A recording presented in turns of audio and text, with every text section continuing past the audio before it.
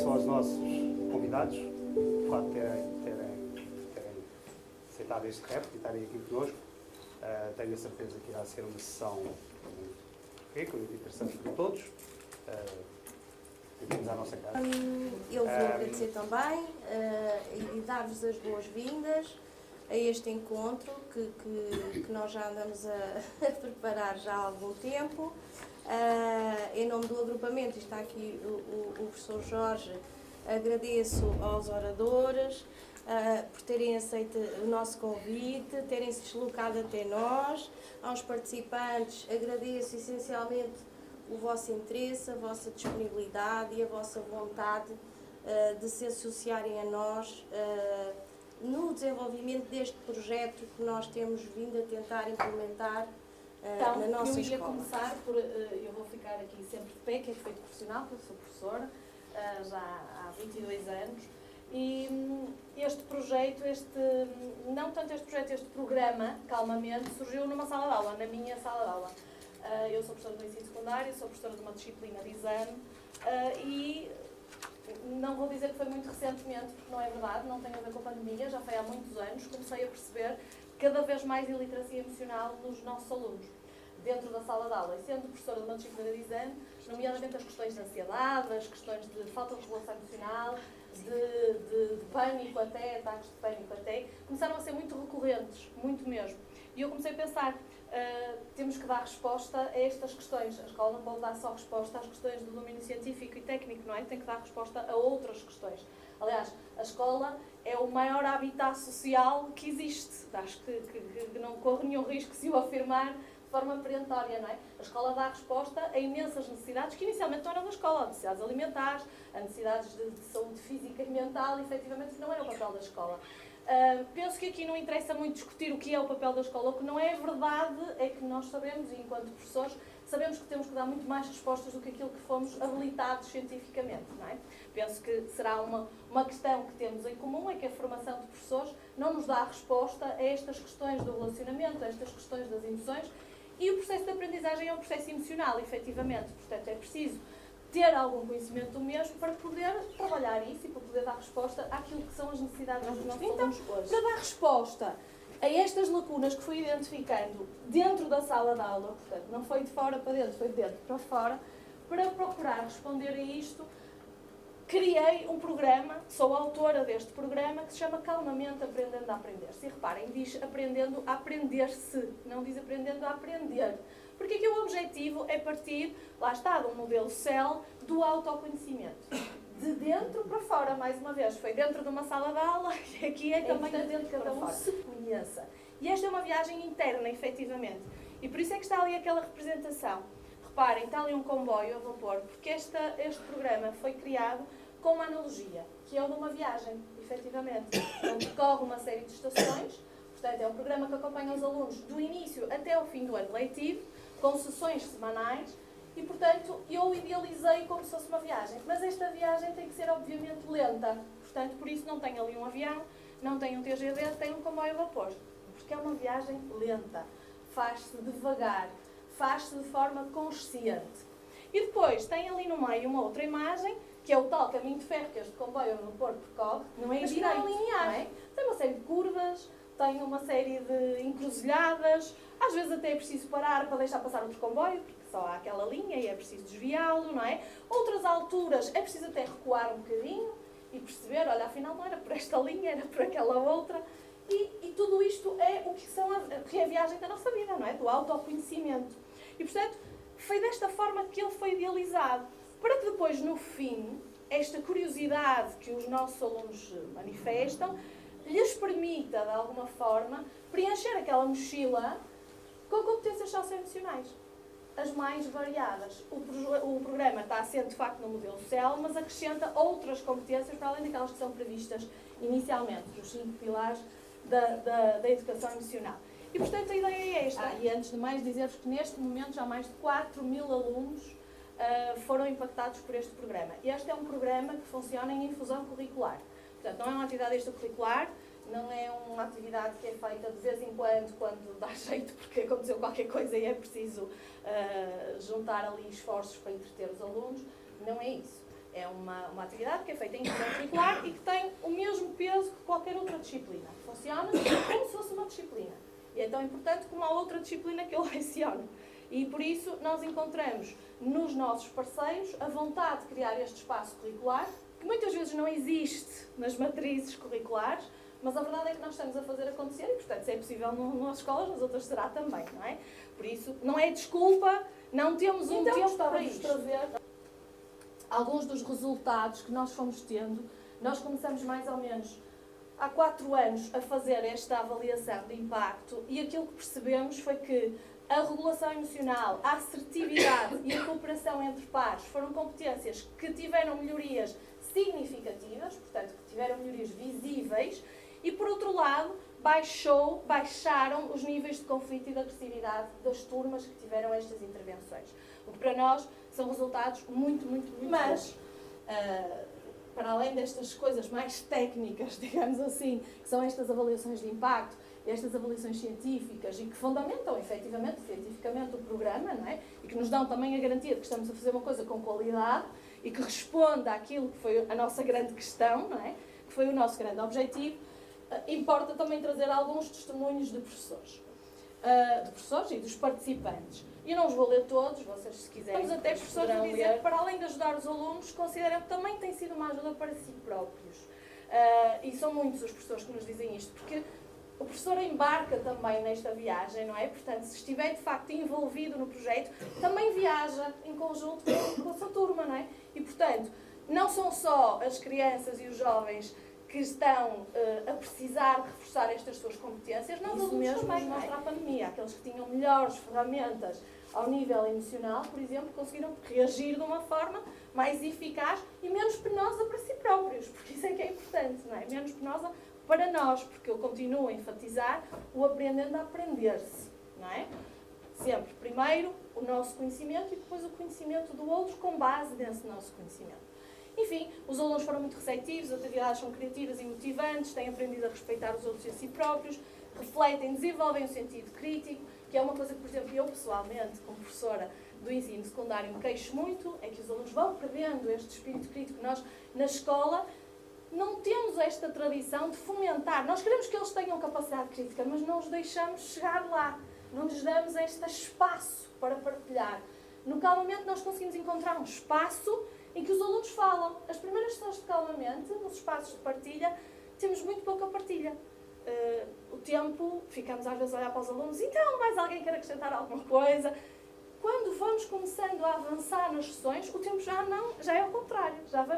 As sessões começam por termos mais tempo de dinâmica ocupado e menos tempo de partilha, e depois mais tempo de partilha e menos tempo de dinâmica, porque de facto esta necessidade que eles têm de também mostrar aquilo que pode ser, não é? O seu ser é muito importante e não lhes é dada essa ferramenta.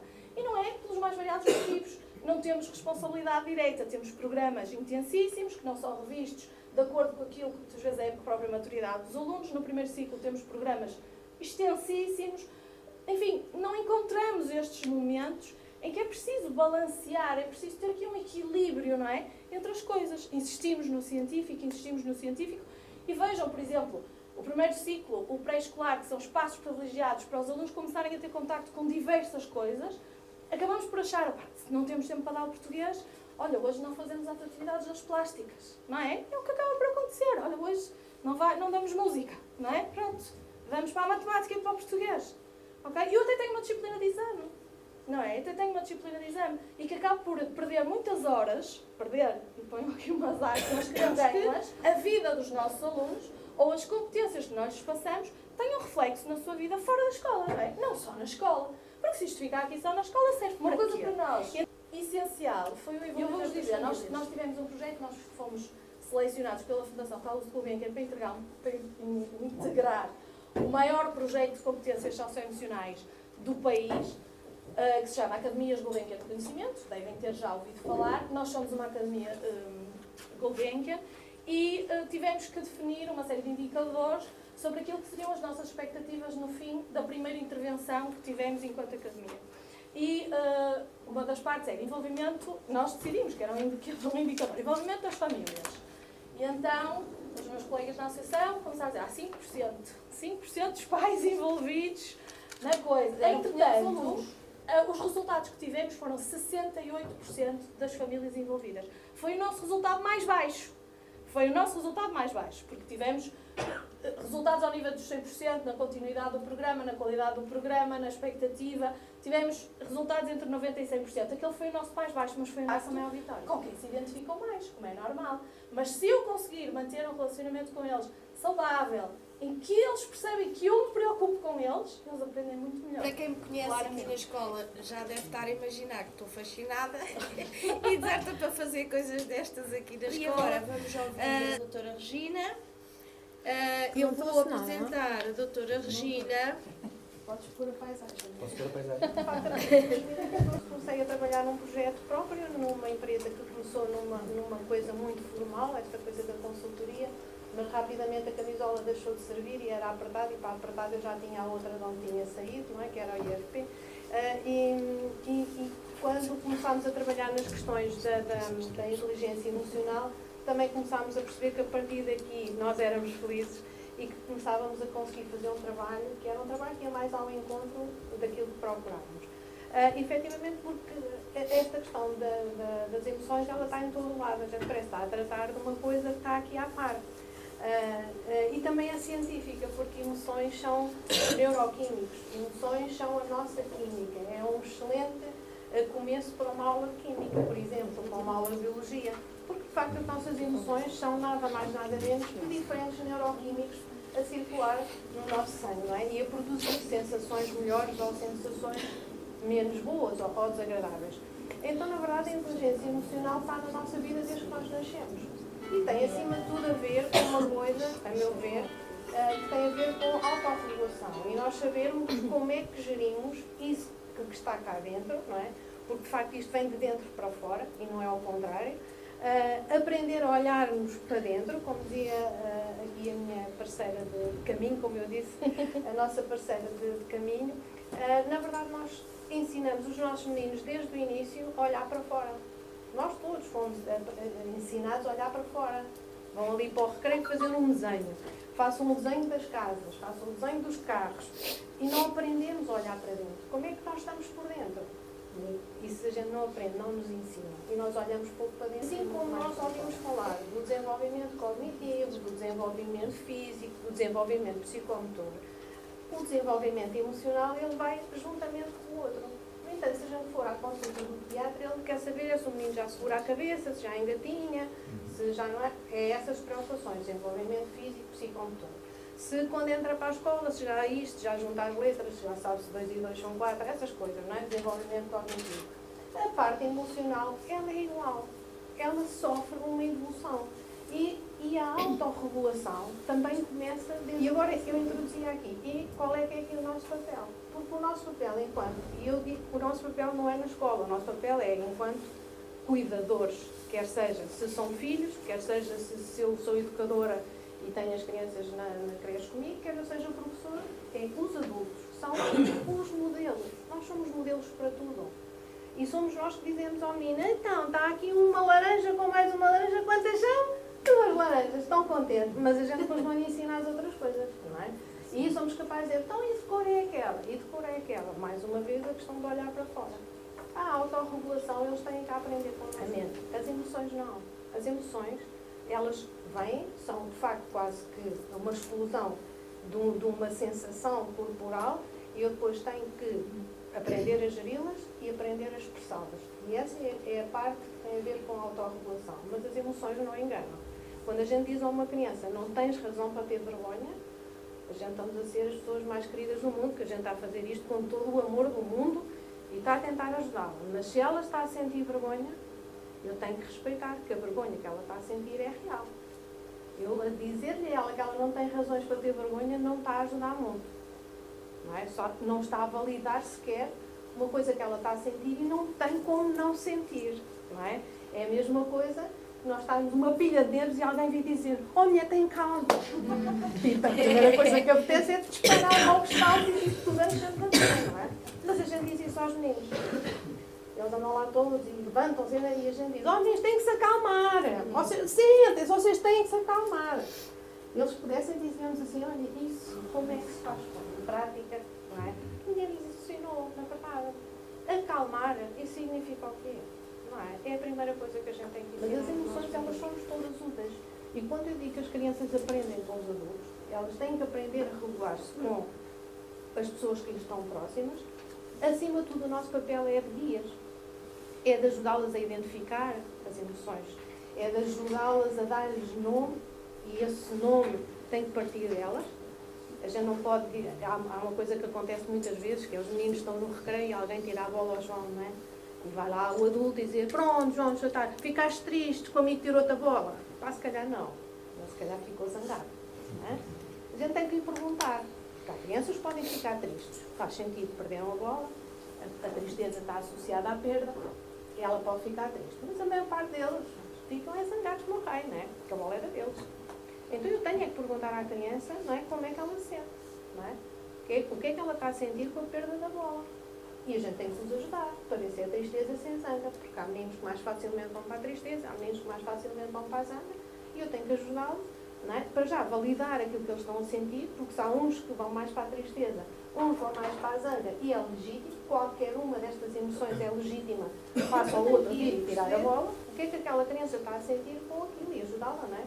Muitas vezes, para nós identificarmos a emoção, a gente vai, por exemplo, ao impulso. O que é que te apetece fazer? Porque a criança pode dizer que não sabe o que é que está a sentir. Mas a nossa tendência natural é ir lá e com a etiqueta já. Ah, ficaste triste porque tiraram a bola. Não sei. Tem que ir perguntar se...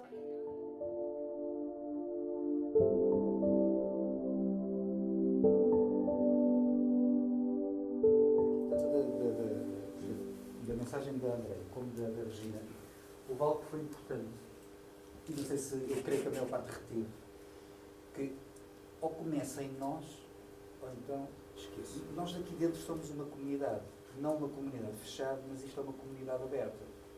Uma comunidade de docentes, não docentes, onde estão os assistentes operacionais.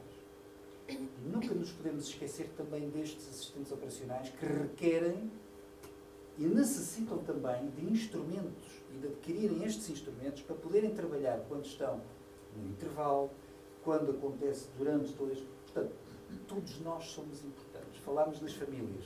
Portanto, ou seja, se o docente captar para si próprio for e tomar esta consciência, isto é importante começar a partir de mim mesmo, por si só, todos os chavões que se queiram dar, é nada mais nada menos do que nós precisamente termos uma autoconsciência muito forte daquilo que nós somos, daquilo que é e como é que está o nosso corpo, como é que afeta, como é que... Gostava que vocês respondessem como é que têm assim a estas 3 perguntas que eu lhes vou fazer.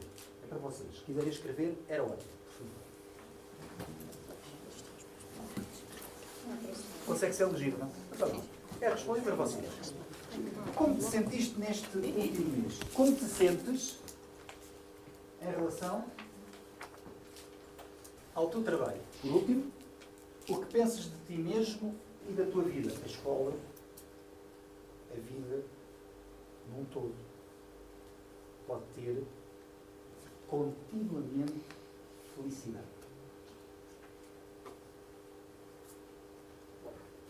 Agora, depende da forma como é que nós trabalhamos as coisas que nos vão surgir para continuarmos sempre no momento. Eu não sei se vocês tiveram acesso, isto é muito conhecido em Portugal.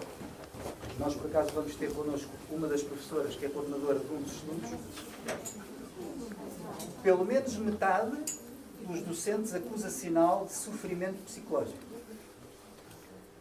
1 em cada 5 professores, 20%, disse sentir-se tão triste que não parece aguentar. Mais de metade dos docentes disse ter-se sentido nervoso, triste, 53%, 55%, irritado ou de mau humor, 51,3%, com frequência semanal ou superior nos últimos tempos. Daí eu começar logo com aquelas 3 perguntas para vocês próprios. Bem? Provavelmente nós, ao olharmos para isto, para aquelas perguntas, vamos nos enquadrar um pouco dentro disto. Bem? E isto tem a ver com a nossa educação emocional. E a educação emocional acaba por, ou nós realmente conseguimos nos conhecer, autoconsciência, que é um dos ramos, que eu já lá passo em termos de um das 8 competências socioemocionais, passa muito por nos conhecermos. E isto depois entra aqui num quadro que é aquilo que nós falamos e que agora está muito em voga, coitados dos psicólogos, tantas vezes que tenho vindo a falar nisto há anos e anos, que tem a ver com a nossa saúde mental. E quando nós acabamos por trabalhar e nos educar e evoluirmos e desenvolvermos a nossa inteligência emocional, estamos aqui, estamos a melhorar e a cuidar do nosso bem-estar de saúde geral, mas de algo muito particular que é tão importante que é, e aqui, a nossa saúde mental. Lutem pelo vosso bem-estar individual, porque ao lutarem pelo vosso bem-estar individual, acabam também por depois o bem-estar do grupo ser totalmente diferente e o bem-estar dos vossos alunos passa a ser totalmente... Isto é um mini resumo. Inteligência emocional. Força. A inteligência emocional refere-se à capacidade de identificar, compreender, usar e gerir as emoções de uma forma positiva, a fim de melhorar a comunicação, superar desafios, aliviar o stress, ter empatia com o próximo e diminuição de conflitos. Resumidamente, Não se perguntem do que é que o mundo precisa, perguntem o que é que vos faz sentir vivos e depois ponham-no em prática, porque do que o mundo precisa é de pessoas que vivam a vida. Não é nada.